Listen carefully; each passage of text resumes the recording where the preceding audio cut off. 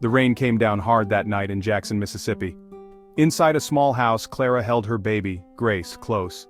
The world outside was dark and loud, but inside, Clara faced a different storm, one of grief and uncertainty.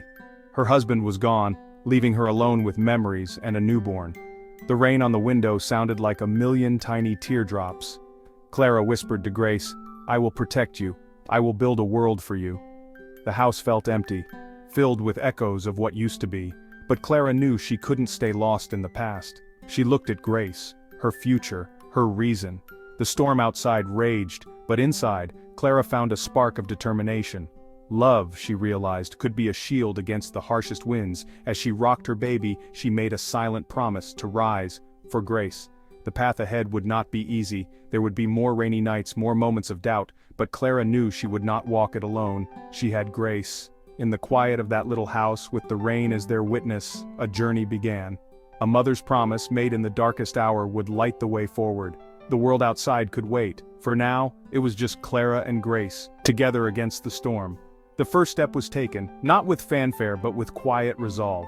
In that moment, hope was born. The rain would pass, and Clara would find her strength, one day at a time. The journey had begun.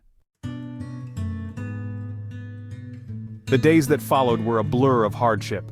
Grief made every task feel impossible, but Grace's needs were constant, feeding, changing, comforting. These routines pulled Clara from bed each morning. Money was running out, rent was due, the pantry was nearly empty. Clara stretched every dollar, sometimes skipping meals so Grace could eat. This was love, quiet, fierce, and unseen. The loneliness was crushing. There was no one to share Grace's first smile, no one to share the burden. Clara watched families outside, feeling both envy and guilt. She had Grace, but the weight of doing it all alone was immense. The coins in her purse dwindled, fear grew. Looking at Grace, sleeping peacefully, Clara made a decision. Pride was a luxury she could no longer afford. She had to ask for help. It was terrifying, but love for her child was stronger than fear. Clara realized she couldn't do it alone. She would reach out for Grace's sake. Sometimes the bravest thing is admitting you need help. Clara was ready to take that step. The world might judge, but her daughter's future mattered more. She would find a way, for Grace. The next morning, Clara knocked on her neighbor Mrs. Eleanor's door. Admitting she needed help was the hardest thing she'd ever done. Mrs. Eleanor listened, then quietly handed Clara a bag of groceries. "We all need a little help sometimes," she said. That simple kindness felt like sunlight breaking through clouds. Encouraged, Clara took Grace to the local church. The congregation welcomed her with smiles. Reverend Michael offered help with rent, no judgment, just support. Clara felt seen, part of something bigger. The community became her safety net. Neighbors, church, friends. People brought diapers, watched Grace so Clara could rest. Small acts of kindness began to mend Clara's world. She learned accepting help wasn't weakness, it was strength. She was no longer alone. The burden was lighter, shared by many hands. For the first time in a long while, Clara felt hope. She was part of a community. The path ahead was still uncertain, but she wasn't walking it alone. Clara's world, once so small and dark, was opening up. She realized everyone's story is woven together. The kindness of others became her foundation. She would carry that lesson forward. The journey was still hers, but now, she had company. Hope had returned. The darkness was lifting. Clara was ready for what came next. With rent and food secured, Clara knew she needed a job. Her options were few, but Reverend Michael told her about a janitor position at the community center. It wasn't glamorous, late nights, hard work, but it was steady. Clara took the job, grateful for the chance to provide for Grace. Each night she cleaned empty hallways and classrooms, building a foundation for her daughter's future.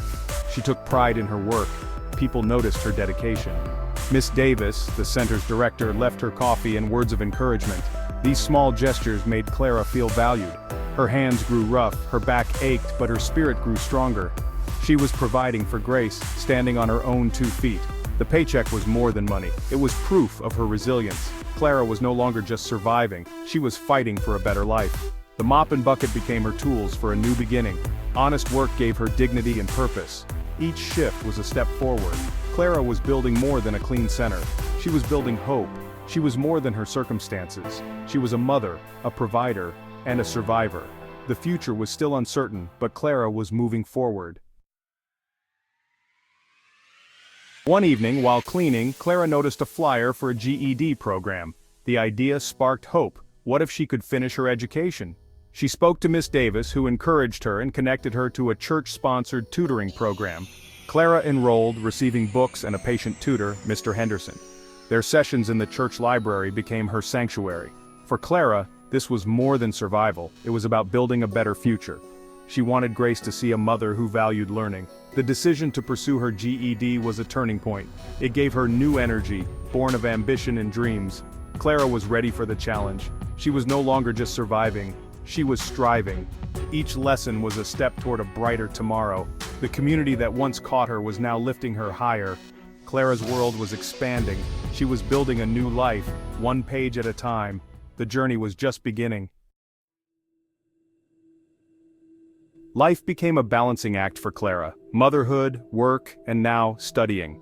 Her days were planned to the minute, caring for Grace, working nights, studying during naps. Exhaustion was constant, but the vision of a better future kept her going. Support from Mrs. Eleanor and Mr. Henderson was crucial.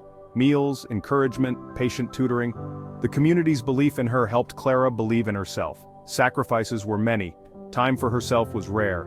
But every chapter read, every test taken, was another rung on the ladder out of struggle. Clara's world revolved around Grace, work, and study. The climb was slow and exhausting, but she kept her eyes on the prize. She was building a future of opportunity for Grace. Each day, Clara proved to herself she could do more than survive. The struggle was real, but so was her determination. Hope was her constant companion. The day of the GED test arrived. Clara was terrified, but she thought of Grace and everyone who believed in her. She took a deep breath and began. The test was hard, but her months of study paid off. Weeks later, a certificate arrived in the mail. Clara wept with joy. She had done it. That piece of paper was more than a diploma. It was proof of her strength and the power of community. Miss Davis offered her a new job as an administrative assistant at the center. Better hours, better pay, and evenings with Grace. Clara accepted, grateful and proud. She traded her mop for a desk, and her journey didn't stop there. With stability, she enrolled in night classes at the community college, studying early childhood education. Her experiences as a mother inspired her to help other children. The girl who once cleaned classrooms was now a student in them. Clara's life was transforming because she dared to believe in herself. The diploma unlocked new doors. She was building a future not just for herself but for Grace. The community that lifted her up continued to cheer her on. Clara's story was no longer just about survival, it was about growth. She was living proof that hope, hard work, and support could change everything. The promise of a piece of paper had become a promise fulfilled. Clara's journey was far from over. She was just getting started. The future was bright. Clara's life had changed, but she never forgot where she started. She began volunteering at her church, organizing a mother's pantry for families in need. She offered supplies, encouragement, and hope to young mothers. Clara started a support group for single moms, providing community and resources. She turned her pain into healing for others. Clara became a beacon of hope, showing women their circumstances could change. She taught by example. With determination and help, new stories could be written. Clara wasn't just giving back food or advice, she was giving back hope. The circle of giving was complete. Her community was stronger for it. Clara's journey had come full circle. 10 years later, the sun shines over Jackson, Mississippi. Clara is now the director of the community center where she once worked as a janitor. Grace, now 10, is thriving, surrounded by love and opportunity. Clara's programs have helped hundreds of families. She is a respected voice advocating for single parents and low-income families. Clara shares her story to inspire others, reminding them that no situation is hopeless. She teaches the power of community and small acts of kindness. Clara's journey, born in a storm, has led to a decade of sunlight. Her life is a testament to resilience and hope. Grace sees her mother as a hero. The community sees Clara as a leader. The story of Clara and Grace proves new beginnings can grow from pain. Resilience is not about never falling but rising every time you do. Clara's love changed her world and her communities. The power of hope endures.